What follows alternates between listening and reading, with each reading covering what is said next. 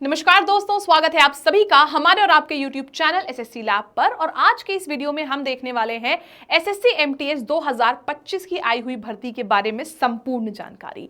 यानी कि कितनी वैकेंसी है, क्या योग्यता है, क्या सैलरी है, क्या सिलेबस है, क्या सिलेक्शन प्रोसीजर है, क्या काम करना होता है कौन सी पोस्ट पे, ये सारी की सारी जानकारी हम आज के इस वीडियो में देखने वाले हैं। तो अगले 10 से 12 मिनट आप सबके लिए बहुत ज्यादा इंपॉर्टेंट है जो भी एमटीएस 2025 की तैयारी कर रहा है। और इस वीडियो को उन सभी दोस्तों के संग शेयर कर दीजिएगा जो इस बार 2025 में एमटीएस में नौकरी पाने के लिए ही बैठे हैं।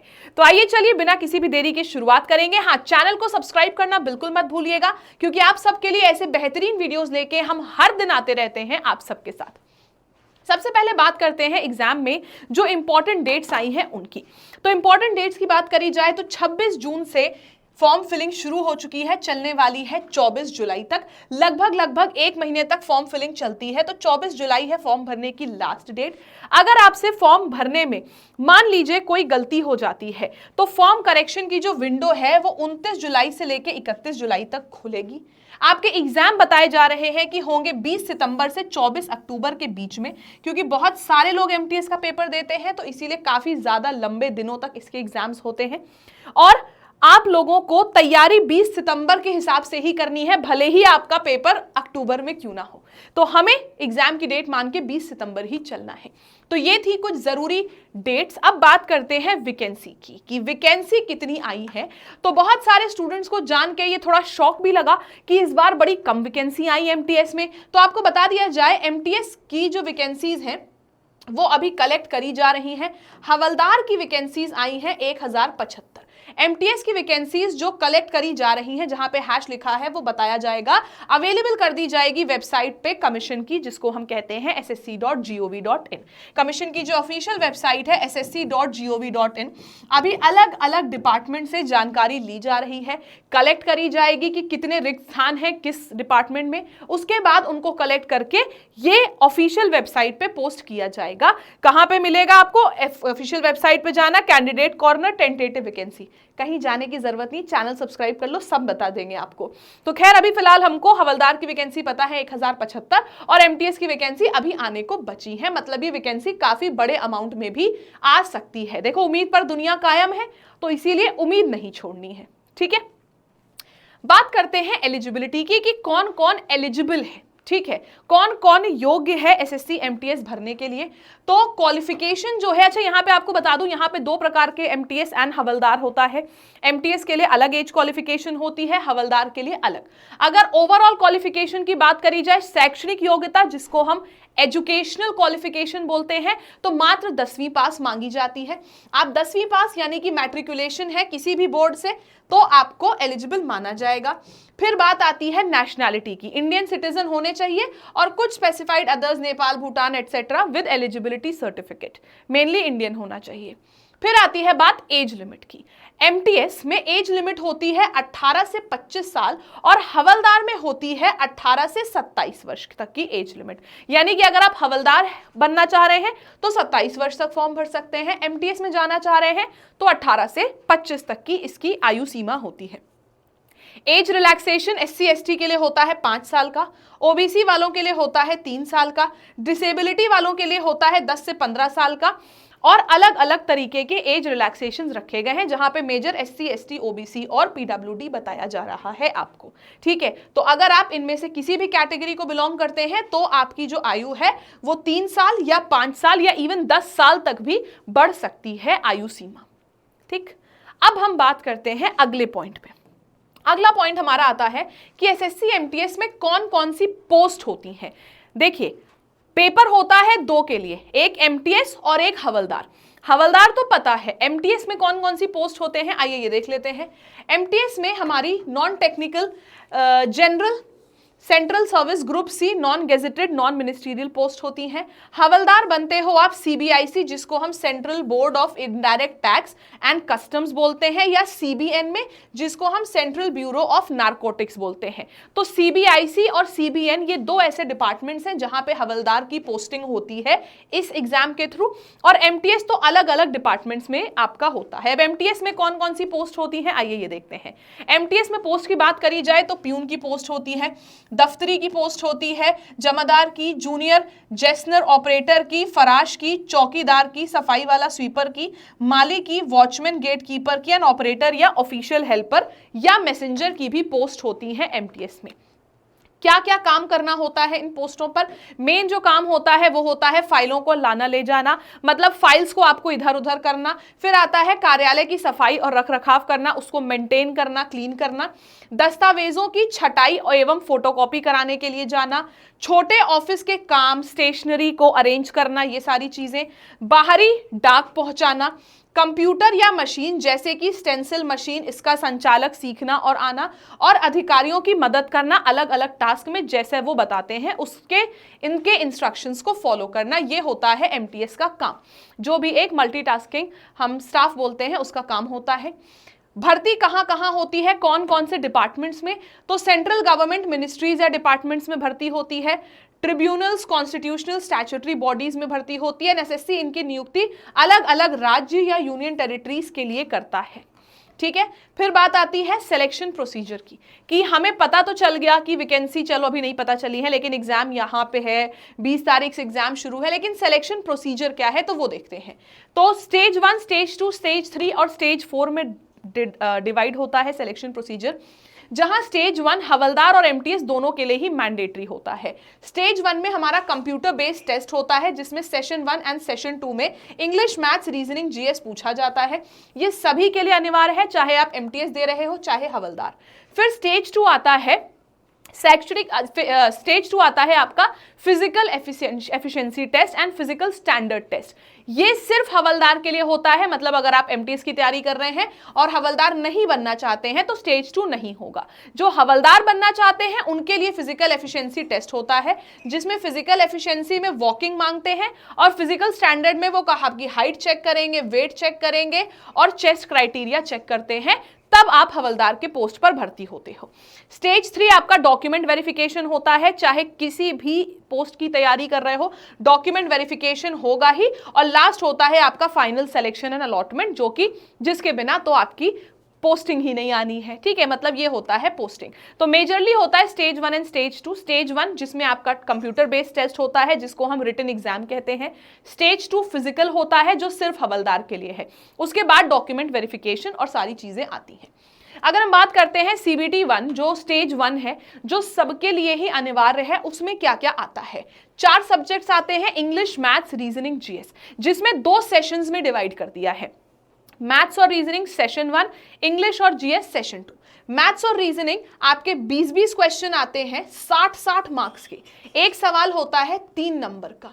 ठीक है, मैथ्स के 20 सवाल 60 नंबर, रीजनिंग के 20 सवाल 60 नंबर, कुल मिला के हो गए 120 नंबर सेशन 1। लेकिन सबसे अच्छी बात यह है, 45 मिनट आपको मिलते हैं ये 40 सवाल करने के लिए। लेकिन सबसे अच्छी बात यह है कि सेशन 1 यानी कि मैथ्स और रीजनिंग में नेगेटिव मार्किंग नहीं होती है, इसमें नेगेटिव मार्किंग नहीं है। नेगेटिव मार्किंग आती है आपकी सेशन 2 में, जिसमें हम जीके और इंग्लिश देखते हैं। इसमें नेगेटिव मार्किंग होती है आपकी, बिल्कुल होती है। कितने की होती है ये भी अभी बताएंगे। खैर पहले देख लेते हैं कितने सवाल पूछते हैं। जीके के आएंगे 25 सवाल, 75 नंबर, हर सवाल 3 नंबर का होता है। फिर इंग्लिश के भी 25 सवाल, 75 नंबर। यहां आपको 50 क्वेश्चंस करने के लिए 45 मिनट का समय मिलता है, जो कि बहुत है, क्योंकि सिर्फ क्वेश्चन देख के आंसर ही तो करना होता है। खैर जैसे कि आपको बताया कि सेशन 1 में कोई नेगेटिव मार्किंग नहीं है, सेशन 2 में नेगेटिव मार्किंग होती है। चाहे मैथ्स का सवाल गलत भी कर दोगे तो भी नेगेटिव मार्किंग नहीं होगी। Same goes with reasoning. ठीक है, फिर ये तो सबके लिए अनिवार्य था, अगर हवलदार की तैयारी कर रहे हो तो फिजिकल एफिशिएंसी भी बात होती है, जहां पे आपको चलना होता है, दौड़ना नहीं होता है, वॉकिंग मांगी जाती है। कितनी? 1600 मीटर 15 मिनट में अगर आप पुरुष हैं तो, और 1 किलोमीटर 20 मिनट में अगर आप एक महिला हैं तो। बस इतना चलना होता है, दौड़ना नहीं होता है। फिर आ जाता है फिजिकल स्टैंडर्ड टेस्ट, जिसमें अगर आप एक पुरुष हैं तो आपकी हाइट मांगी जाती है 157.5 सेंटीमीटर, ठीक है, और चेस्ट मांगा जाता है 81 सेंटीमीटर, जिसका मिनिमम एक्सपेंशन 5 सेंटीमीटर का मांगा जाता है, ठीक है। फिर अगर आप एक महिला हैं तो हाइट मांगी जाती है मात्र 152 सेंटीमीटर, और महिलाओं में चेस्ट नहीं, यहां पे वेट नापा जाता है। वेट आपका होना चाहिए 48 किलो, जो कि 2 किलो तक बढ़ा माना जा सकता है, लेकिन मेजरली जो वेट मांगा जाता है आपका वो होता है 48 किलो का वेट। इतनी पतली सी लड़की मांगी जाती है यहां पे, ठीक है। फिर आते हैं कुछ की पॉइंट्स पे। सीबीटी और डॉक्यूमेंट वेरिफिकेशन अनिवार्य होता है। एमटीएस के लिए, हवलदार के लिए सीबीटी भी दोगे, पेट और पीएसटी भी दोगे, और डॉक्यूमेंट वेरिफिकेशन फिर होगा। फाइनल मेरिट लिस्ट जो बनती है वो सेशन 2 यानी कि जीके और इंग्लिश के बेसिस पे बनती है, इसीलिए इस एग्जाम में सबसे ज्यादा इंपॉर्टेंट जीके और इंग्लिश है। सेशन 2 के नॉर्मलाइज मार्क्स पे बनेगी। सेशन 1 में कोई नेगेटिव मार्किंग नहीं है, एंड सेशन 2 में आपकी नेगेटिव मार्किंग जरूर होती है, ठीक है, 1 नंबर की आपकी नेगेटिव मार्किंग होती है। अब सबसे बड़ी बात आती है वेतनमान, यानी कि इसकी सैलरी क्या होती है। सैलरी आपकी अलग अलग होती है। सबसे पहले बात करते हैं एमटीएस में। एमटीएस और हवलदार दोनों ही लेवल 1 की जॉब है, जहां पे बेसिक पे 18,000 होता है, लेकिन सारी चीजें मिला के, टीए, डीए, एचआरए, सारी चीजें मिला के 28,000 से 35,000 एमटीएस की सैलरी बनती है, और हवलदार की बनती है 30,000 से 37,000 तक हवलदार की सैलरी बनती है। अब वेतनमान में शामिल क्या क्या होता है? बेसिक पे के अलावा आपका DA, dearness allowance, HRA, house rent allowance, travel allowance, और इसके साथ ही साथ सिटी वाइज वेरिएशन पॉसिबल होता है। Net in hand salary metro cities में 30,000 के आसपास बनती है, और छोटे जिलों में बनती है 27,000 से 29,000 की सैलरी। अब कौन से सिटीज में कैसी सैलरी बनती है आइए देखते हैं। जो एक्स सिटीज, वाई सिटीज और जेड सिटीज होती हैं हमारी, जो सबसे ज्यादा पॉश, उससे थोड़ा कम और उससे और भी कम टाइप की जो सिटीज होती हैं उनको देखते हैं हम। जैसे यहाँ पे आ जाता है आपका दिल्ली, मुंबई, हैदराबाद एक्स सिटीज में, फिर वाई में आ जाता है पुणे, लखनऊ, ये सब आ जाता है वाई में, और जेड में फिर उनसे भी थोड़ी पिछड़ी हुई सिटीज आती हैं। बात करते हैं अगर एमटीएस के हम सैलरी स्ट्रक्चर की, 18,000 बेसिक पे हर जगह होता है, लेकिन क्योंकि जो एक्स सिटीज होती हैं वहां पे घर का खर्चा जो रेंट होता है वो ज्यादा होता है, इसीलिए एचआरए जो है वो आपको 27% मिलता है एक्स सिटीज में, वाई सिटीज में 16% और जेड सिटीज में मात्र 8% मिलता है। डीए जो मिलता है आपको 31% मिलता है बेसिक पे का हर एक सिटी में। डीए आपका सेम है, 31% है बेसिक पे का हर एक सिटी में। एचआरए अलग अलग होता है। टीए भी आपका सेम है, आपका ट्रैवल अलाउंस हर शहर में सेम है। ग्रॉस सैलरी एक्स सिटी में बनती है आपकी 30,749, यहाँ 28,900 के करीब, और यहाँ 27,000 के करीब। फिर उसके बाद आपको एनपीएस मिलता है। टोटल मिला के आपकी जो सैलरी बनती है इन हैंड सैलरी 28,111 एक्स में, वाई में 26,311 और जेड में 24,511। ये एमटीएस की इन हैंड सैलरी बनती है, ठीक है। तो यहां पे मैंने आपको सारे पॉइंट्स पे डिस्कस किया, क्या एलिजिबिलिटी है, कब से फॉर्म भरना शुरू होगा, कब तक भरेगा, एग्जाम डेट क्या है, वैकेंसी क्या है, क्या काम करना होता है, क्या क्या पोस्ट होती हैं, क्या सैलरी स्ट्रक्चर होता है। लेकिन अब सबसे जरूरी बात, ये सब कुछ जानना तो तब जरूरी है ना जब एमटीएस निकालना आपका गोल होगा, और एमटीएस अगर आपका निकालना लक्ष्य है तो उसके लिए आपकी मदद करने के लिए हमने लॉन्च किया है एसएससी एमटीएस 2025 के लिए विजय पथ बैच। इस बैच में हम आपको इंग्लिश, मैथ्स, रीजनिंग, जीएस चारों सब्जेक्ट्स बेसिक से लेके एडवांस लेवल तक का पढ़ाने वाले हैं। मतलब ये एक फाउंडेशन बैच है जिसको हमने लॉन्च किया है उन सभी स्टूडेंट्स के लिए जो बिगिनर है या जिनको थोड़ा बहुत भी आता है।